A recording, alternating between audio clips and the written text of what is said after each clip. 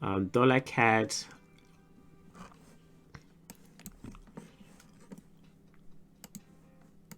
this week is going to be relatively a bit harder to trade, right? Same thing, it's not trending yet.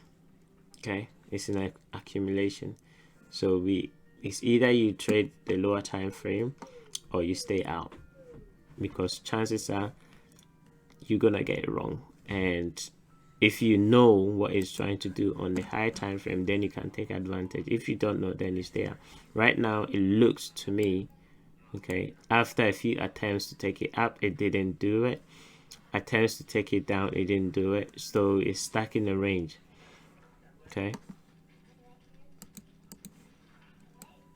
it's stuck in a range, therefore it's not tradable for long term, as in projecting long term targets. So you just have to either sit out, don't trade it, or trade it on the lower time frame.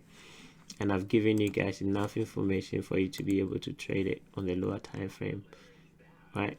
You're looking for a breaker to sell short, or a breaker. How do I draw that one? There.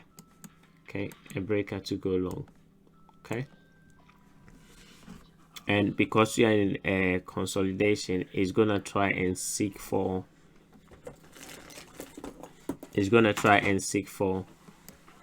previous areas where price did run. It's gonna come back for retracement, or previous area that price has also run is gonna run up there. Okay, so you can run up to that level, you can run up here